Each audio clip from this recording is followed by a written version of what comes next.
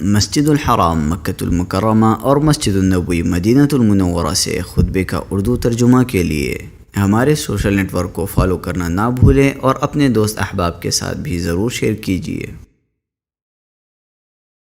خطبہ جمعہ مسجد حرام تاریخ 12/7/1444 ہجری بمطابق 3/2/2023 عیسوی۔ خطیب فضیلت الشیخ ڈاکٹر یاسر الدوسری حفظہ اللہ۔ موضوع نبی صلی اللہ علیہ وسلم کی پیروی کی فضیلت۔ ترجمہ حفظ الرحمن تیمی۔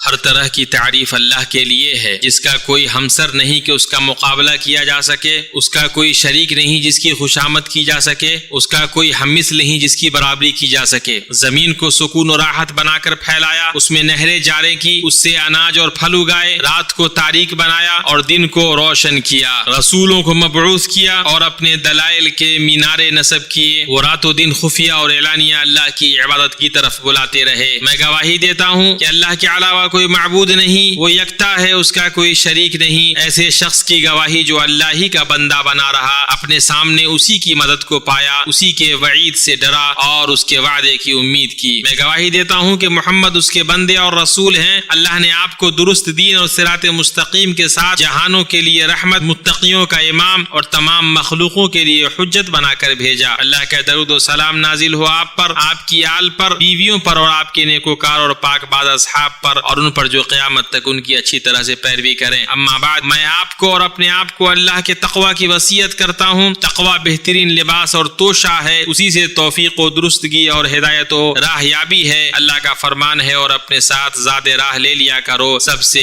بہتر توشہ اللہ تعالیٰ کا تقوی ہے، اور اے عقل مندو مجھ سے ڈرتے رہا کرو۔ پھر جان لو اللہ پر رحم کرے۔ سب سے سچی بات اللہ تبارک تعالیٰ کی کتاب ہے، اور سب سے اچھا طریقہ محمد صلی اللہ علیہ وسلم کا طریقہ ہے۔ سب سے بری بات دین کے اندر نئی ایجادات ہیں، ہر نئی چیز بدعت ہے اور ہر بدعت گمراہی ہے۔ مومنو، اللہ تعالی کی عبودیت اور رسول اللہ صلی اللہ علیہ وسلم کی پیروی کا مقام تمام مقامات میں سب سے عظیم اور بلند ہے، سب سے معزز اور بہترین مرتبہ ہے، سب سے گراں قدر اور رفعت والی منزلت ہے۔ اللہ تعالی کا فرمان ہے، اور جو بھی اللہ اور اس کے رسول کی تابعداری کرے گا اس نے بڑی مراد پالی۔ رسولوں کی بعثت کی نعمت بھرپور نعمتوں، بلند مرتبوں اور سب سے عظیم شان والی نعمتوں میں سے ہے۔ ان پر ایمان لانے اور ان کے اتباع کرنے سے بندوں کو دنیا و آخرت کی خوشبختی اور کامیابی حاصل ہوتی ہے۔ دنیا و آخرت میں وہ اپنے رب کی رضامندی سے شاد کام ہوتے ہیں، تو یہی سب سے عظیم مطلوب اور سب سے بلند آرزو ہے۔ اللہ عز و جل کا فرمان ہے، جو بھی اللہ تعالیٰ کی، اس کے رسول کی فرما برداری کرے، خوف الہی رکھے اور اس کے عذابوں سے ڈرتے رہے، وہی نجات پانے والے ہیں۔ مسلمانوں، اس مقدس و مبارک سرزمین میں اور اس کے پرانے ٹیلوں اور گھاٹیوں کے درمیان نور سے عظیم ترین قصہ لکھا گیا، جسے بنی نوع انسان نے جانا، جس کے لیے تاریخی پیمانے بدل گئے۔ یہ وہ قصہ ہے جس نے زمین کو آسمانوں سے ملا دیا اور دلوں کو مخلوقات کے رب سے جوڑ دیا۔ اس قصے نے انبیاء و مرسلین علیہم افضل التسلیم والصلوات کے کارواں کو جاری رکھا اور جہانوں کو حق کے نور سے روشن کر دیا، تاکہ لوگوں کو تاریکیوں سے نکالے۔ یہ ختم نبوت اور محمد صلی اللہ علیہ وسلم کی بعثت کا قصہ ہے۔ محمد رسول اللہ صلی اللہ علیہ وسلم، جن کے مقام کو اللہ نے بلند کیا، آپ کے معاملے کو عظیم بنایا، آپ کے ذکر کو دوام بخشا، آپ کی نبوت کے اقرار اور آپ کی شریعت کی اطاعت کے بغیر شہادت درست نہیں ہوگی۔ اللہ عز و جل کا فرمان ہے، جو لوگ ایسے رسول نبی امی کا اتباع کرتے ہیں جن کو وہ لوگ اپنے پاس تورات و انجیل میں لکھا ہوا پاتے ہیں۔ محمد اللہ کے رسول ہیں، عقلی دلائل سے آپ کی رسالت کی سچائی ثابت ہو چکی ہے، فطری اسباب نے آپ کی شریعت کو تسلیم کرنے کی رہنمائی کی ہے، اور حقیقت کے شواہد نے آپ کی نبوت کے درست ہونے کو ثابت کیا ہے۔ اللہ تعالیٰ نے اپنے رسول کو ایسے احکام و شریعت کے ساتھ بھیجا جو اپنے مقاصد میں حکمتوں سے پر ہیں، اور ایسے احکام کے ساتھ بھیجا جو اپنے فروع میں باریک ہیں، اور ایسی خبروں کے ساتھ بھیجا جو اپنے مضامین میں سچ ہیں، اور جو اپنی تفصیلات اور اطلاقات کے اعتبار سے ہر زمان و و مکان کے لائق ہیں۔ اللہ تعالیٰ کا فرمان ہے یہ ایک ایسی کتاب ہے کہ اس کی آیتیں محکم کی گئی ہیں، پھر صاف بیان کی گئی ہیں ایک حکیم باخبر کی طرف سے۔ دوسری جگہ اللہ نے فرمایا اور اسی طرح ہم نے آپ کی طرف اپنے حکم سے روح کو اتارا ہے، آپ اس سے پہلے یہ بھی نہیں جانتے تھے کہ کتاب اور ایمان کیا چیز ہے، لیکن ہم نے اسے نور بنایا، اس کے ذریعے سے اپنے بندوں میں سے جسے چاہتے ہیں ہدایت دیتے ہیں، بے شک اب راہ راست کی رہنمائی کر رہے ہیں۔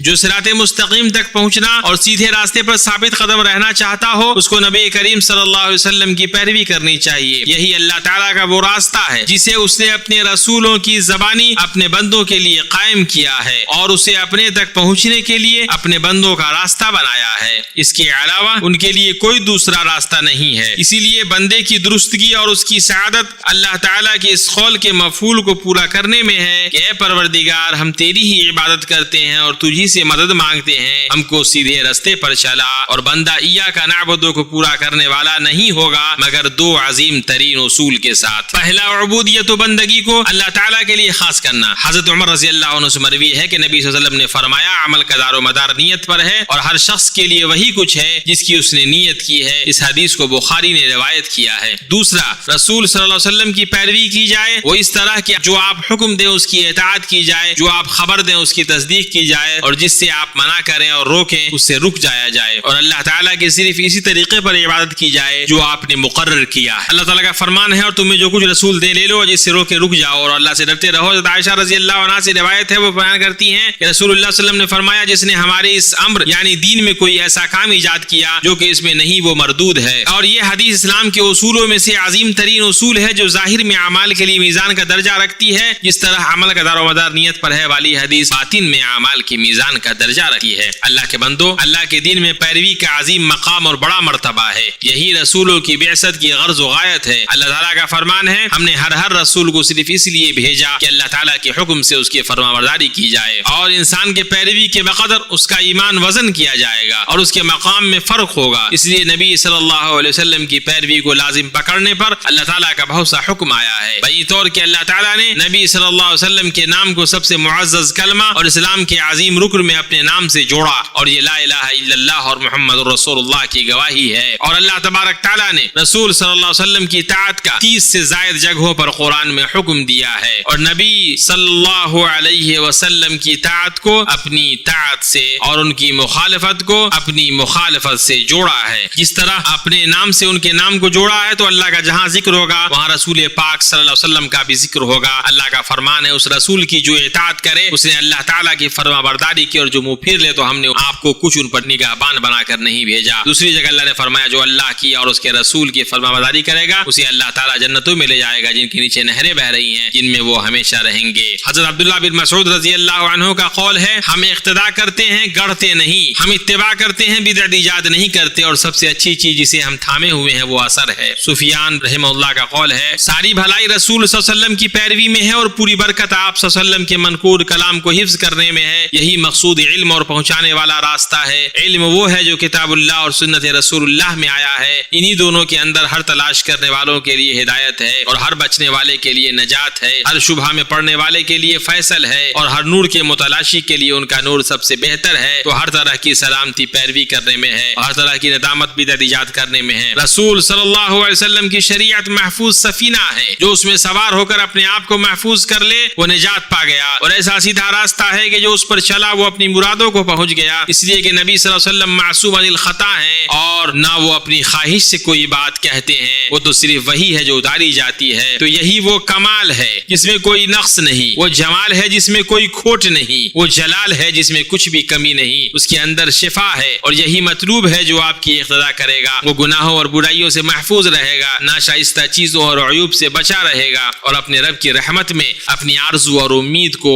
حاصل کرے گا۔ اللہ تعالیٰ کا فرمان ہے یقیناً تمہارے رسول میں عمدہ نمونہ موجود ہے ہر اس شخص کے لیے جو اللہ تعالیٰ کی اور قیامت کے دن کی توقع رکھتا ہے، بکثرت اللہ تعالیٰ کی یاد کرتا ہے۔ اللہ کے بندو، اللہ تعالیٰ کی محبت کا تقاضا یہ ہے کہ اس کے رسول کی اطاعت کی جائے، اس کی پیروی کی جائے۔ حسن بصری فرماتے ہیں کچھ لوگوں کو لگا کہ وہ اللہ تعالیٰ سے محبت کرتے ہیں تو اللہ تعالیٰ نے انہیں اس آیت سے آزمایا کہ کہہ دیجئے اگر تم اللہ تعالیٰ سے محبت رکھتے ہو تو میری تابعداری کرو تو اللہ تعالیٰ تم سے محبت کرے گا اور تمہارے معاف فرما دے گا۔ تو کون سی شرط اس شرط سے زیادہ مضبوط اور قوی ہو سکتی ہے جبکہ اللہ تعالیٰ نے اپنے رسول کی پیروی کو لوگوں کی اللہ سے محبت اور اللہ کے لوگوں سے محبت محبت کے لیے شرط قرار دیا ہے، تو ایسا ناممکن ہے کہ رسول اللہ صلی اللہ علیہ وسلم کی پیروی کے بغیر اللہ کے لیے ان کی محبت اور اللہ کی محبت ان کے لیے ثابت ہو۔ اور کون سی کرامت اس سے بلند ہو سکتی ہے جبکہ اللہ تعالیٰ نے نبی صلی اللہ علیہ وسلم کی پیروی میں محبت کو محصور کیا ہے اور اس پیروی کا بدلہ اللہ عز و جل کا اپنے بندے سے محبت کو قرار دیا ہے۔ اور کون سا راستہ اس سے زیادہ مفید ہو سکتا ہے جبکہ اللہ تعالیٰ نے نبی صلی اللہ علیہ وسلم کی طاعت کو جنت میں داخل ہونے کا راستہ بنایا ہے۔ نبی صلی اللہ علیہ وسلم کا فرمان ہے ساری امت جنت میں جائے گی سوائے ان کے جنہوں نے جانے سے انکار کیا۔ صحابہ نے عرض کیا کہ یا رسول اللہ انکار کون کرے گا؟ فرمایا جو میری اطاعت کرے گا وہ جنت میں داخل ہوگا اور جو میری نافرمانی کرے گا اس نے جانے سے انکار کیا۔ اللہ تعالیٰ کے اس قول کہہ دیجئے اگر تم اللہ تعالیٰ سے محبت رکھتے ہو تو میری تابعداری کرو، خود اللہ تعالیٰ تم سے محبت کرے گا۔ میں غور و فکر کرنے والا پائے گا کہ آیت اللہ تعالیٰ کی محبت کے وجوب، اس کی علامت، اس کے نتیجے اور ثمرات کو شامل ہے۔ تو محبت کی علامت دین کے اصول و فروع، اقوال و افعال اور تمام ظاہری و باطنی احوال میں رسول کی سچی پیروی ہے، اور اس کا نتیجہ اللہ تعالیٰ کی محبت کے دعویداری کی سچائی کا ثبوت ہے، اور اس کے ثمرات رب کائنات کی محبت کا حصول، گناہوں اور برائیوں سے مغفرت، بلندی درجات سے کامرانی، آسمان و زمین کے رب کی رحمت اور ہر طرح کی حالات اور انجام میں توفیق و درستگی کو پانا ہے۔ اللہ تعالیٰ کا فرمان ہے اور جو بھی اللہ تعالیٰ کی اور رسول کی فرمانبرداری کرے ان لوگوں کے ساتھ ہوگا جن پر اللہ تعالیٰ نے انعام کیا ہے، جیسے نبی اور صدیق اور شہید اور نیک لوگ، یہ بہترین رفیق ہیں۔ اللہ مجھے اور آپ کو اپنی کتاب کے طریقے اور اپنے نبی محمد صلی اللہ علیہ وسلم کی سنت سے فائدہ پہنچائے۔ میں اپنی یہ بات کہہ رہا ہوں اور اللہ سے اپنے لیے، آپ کے لیے اور باقی مسلمانوں کے لیے ہر گناہ و خطا کی مغفرت طلب کرتا ہوں۔ آپ بھی اس سے مغفرت طلب کریں، بے شک وہ بخشنے والا مہربان ہے۔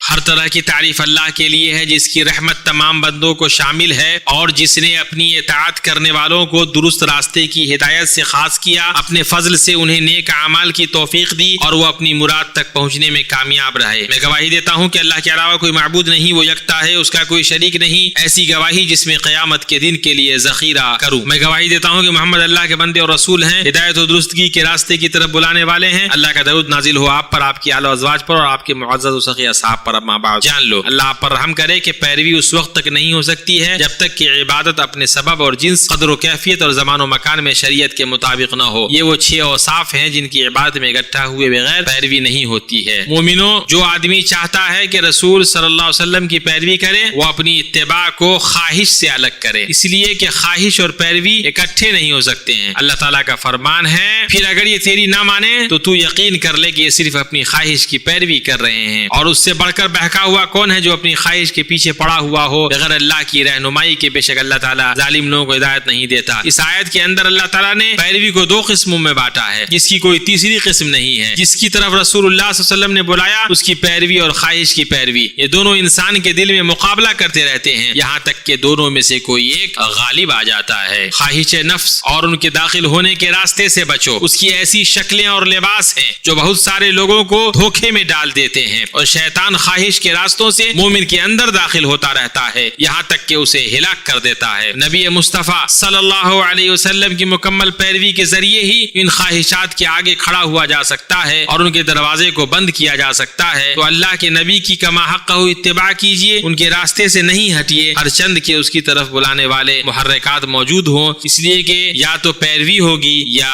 بدعت ہوگی۔ عبداللہ بن عمر بن عاص رضی اللہ عنہ نبی صلی اللہ علیہ وسلم سے روایت کرتے ہیں کہ آپ نے فرمایا تم میں سے کوئی شخص اس وقت تک مومن نہیں ہو سکتا جب تک کہ اس کی خواہش نفس میرے لائے ہوئے دین کے تابع نہ ہو جائے۔ نبی صلی اللہ علیہ وسلم نے ان 3 لوگوں کو ڈانٹا جنہوں نے اپنے نفس پر سختی کی تھی۔ آپ صلی اللہ علیہ وسلم نے ان سے فرمایا سن لو، اللہ تعالیٰ کی قسم، اللہ رب العالمین سے میں تم سے سب سے زیادہ ڈرنے والا ہوں اور پرہیزگار ہوں، لیکن میں روزے رکھتا ہوں تو افطار بھی کرتا ہوں، رات میں نماز پڑھتا ہوں اور سوتا بھی ہوں، اور میں عورتوں سے نکاح کرتا ہوں میرے طریقے سے جس نے بے رغبتی کی وہ مجھ سے نہیں۔ بخاری اور مسلم۔ حضرت عمر رضی اللہ عنہ کی آخری وصیتوں میں سے یہ ہے کہ انہوں نے کہا کہ تمہارے لیے سنتیں مقرر کی گئی ہیں اور فرائض تمہارے لیے رکھے گئے ہیں، تمہیں واضح راستوں پر چھوڑا گیا ہے تاکہ تم لوگوں کو ادھر ادھر گمراہ نہ کرو۔ موطا۔ ایک آدمی نے امام مالک بن انس رحمہ اللہ سے کہا اے ابو عبداللہ میں کہاں سے احرام باندھوں؟ آپ نے فرمایا ذوالحلیفہ سے، جہاں سے اللہ کے رسول صلی اللہ علیہ وسلم نے احرام باندھا ہے۔ اس شخص نے کہا کہ میں مسجد سے احرام باندھنا چاہتا ہوں۔ آپ نے فرمایا کہ ایسا مت کرو۔ اس شخص نے کہا کہ میں مسجد میں یعنی مسجد نبوی میں قبر کے پاس سے احرام باندھنا چاہتا ہوں۔ آپ نے فرمایا کہ ایسا مت کرو، مجھے ڈر ہے کہ تم فتنے میں پڑ جاؤ۔ اس نے کہا کہ اس میں کون سا فتنہ ہے؟ یہ تو چند میل ہے جو میں زیادہ کر رہا ہوں۔ آپ نے فرمایا کہ اس سے بڑھ کر کوئی فتنہ